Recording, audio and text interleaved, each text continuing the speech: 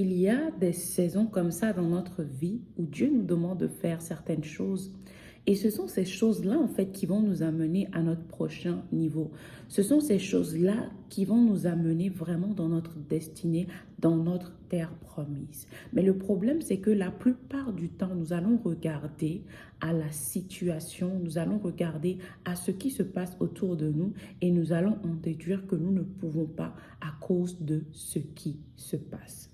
Josué 1, le verset 8, le verset 9. Aie soin de répéter sans cesse les paroles du livre de la loi. Médite les jours et nuits afin d'y obéir et d'appliquer tout ce qui est écrit. Car alors tu auras du succès dans tes entreprises. Alors tu réussiras. Verset 9. Je t'ai donné cet ordre. Prends courage, tiens bon, ne crains rien et ne te laisse pas effrayer. Car moi, l'Éternel, ton Dieu, je serai avec toi pour tout ce que tu entreprendras. Donc, Dieu va nous demander, Dieu ici parle à Josué, et Dieu est en train ici, en fait, de le rassurer. Pourquoi? Parce que, bien évidemment, la mission qu'il allait lui donner ne sera pas une mission facile. La mission qu'il allait lui donner ne sera pas une mission très simple, en fait. Dans sa mission, il aura, en fait, à faire face à des géants. Et tenez-vous bien, en ce temps-là, en fait, ils sortaient du désert. Lui et son peuple n'avaient pas autant d'armement qu'une ville, en fait, qui avait été bâtie depuis des années et des années. Donc, il fallait du courage. C'est pour ça que Dieu va l'encourager à se fortifier et à prendre courage. Et quelque chose que Dieu va lui dire, c'est qu'il sera avec lui. Donc, je viens te parler à toi qui as reçu une vision de Dieu, qui a reçu quelque chose que Dieu te dit que tu dois faire, que tu dois commencer. Et tu es en train de regarder, tu es en train de voir comme si, en fait, tu ne peux pas avancer parce que tu as peur, en fait, par rapport à ce que tu es en train de voir actuellement. Dieu te dit, commence cette entreprise. Tu regardes à tes finances. Dieu te dit, commence cette chose-là. Tu regardes à toi-même et tu te dis, mais je n'ai pas ceci, je n'ai pas cela. Si je commence, je vais certainement échouer. Et j'aimerais te dire qu'aujourd'hui, en fait, lorsque Dieu te demande de faire quelque chose, il ne regarde pas à ce que tu as, mais il regarde à ce que lui, il a. Ce qui veut dire que lorsque Dieu te demande de faire quelque chose, en fait, le but n'est pas de compter sur toi, mais de compter sur lui. Donc, j'aimerais te dire qu'il y a de la place pour toi. Au moment où je suis en train de parler, je sens qu'il y a quelqu'un qui est en train de me regarder. Et toi, en fait, Dieu t'a demandé de commencer à faire quelque chose, une chose précise dans un domaine. Et toi, tu es en train de te dire à l'intérieur de toi-même, il y a déjà beaucoup de personnes qui sont dans ce domaine-là. Si je vais dans ce domaine-là, est-ce que je vais réussir? Est-ce que ça vaut la peine? Et la parole que j'ai pour toi aujourd'hui, c'est que Dieu est celui qui t'a envoyé dans ce domaine. Lorsque tu vas obéir à sa parole, en fait, il va te distinguer. Alors que tu crois que le domaine est saturé, alors que tu crois que tu ne pourras pas réussir parce qu'il y a déjà trop de personnes dans ce domaine, tu vas briller parce que tu ne viendras pas de toi-même, mais tu viendras parce que Dieu t'a demandé de le faire. Et c'est là où nous devons véritablement rechercher l'instruction du Seigneur. Lorsque Dieu t'envoie, la différence lorsque Dieu t'envoie, lorsque Dieu te demande quelque chose, c'est que cette chose en fait qu'il va te demander là, il va te donner en fait la provision.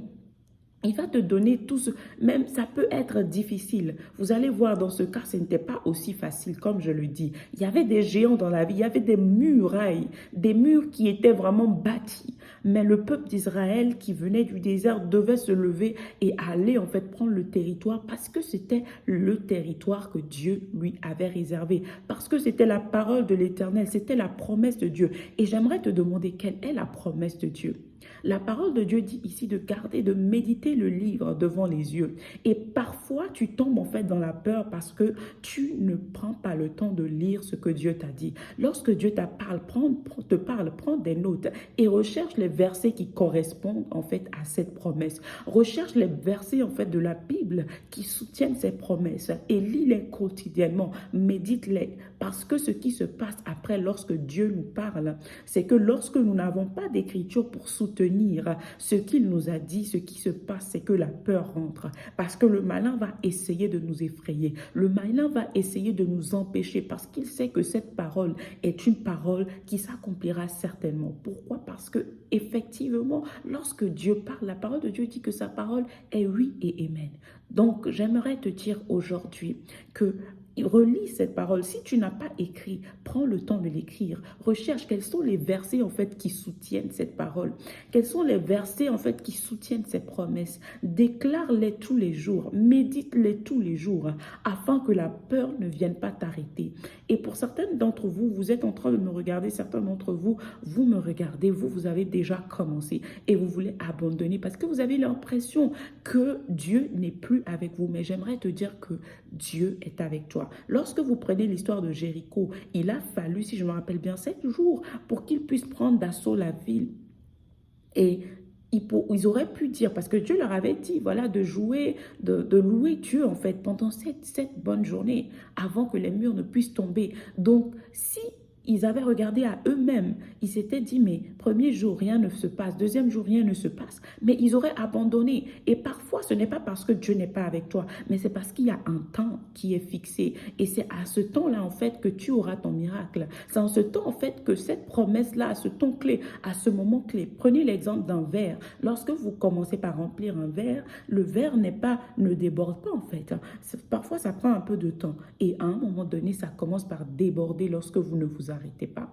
Et certains d'entre vous, lorsque vous allez continuer par persévérer, malgré cette saison de sécheresse, malgré que vous ne voyez pas encore les résultats, il va arriver une saison où les choses vont commencer par shifter. Les choses vont commencer par exploser de manière supernaturelle. Mais ça vous demandera de la persévérance. Et certains d'entre vous, le mot de Dieu pour vous, c'est vraiment d'être persévérant. Tu as commencé, tu sais que le Seigneur est avec toi, tu sais que le Seigneur t'a demandé de faire cette chose, tu es convaincu que tu as écouté de lui, Dieu ne ment pas. Alors je t'encourage aujourd'hui. J'aimerais te dire qu'il y a de la place pour toi dans ce domaine où le Seigneur t'a appelé. J'aimerais te dire qu'il y a une victoire qui t'est réservée dans ce domaine où il t'a appelé. Parce que lorsque Dieu t'envoie, il te donne la provision. Et vous allez voir, vous lirez la parole, la plupart des grands héros de la Bible, ce sont des personnes qui sont parties de rien, et la seule chose avec laquelle ils ont démarré, c'est la parole de Dieu.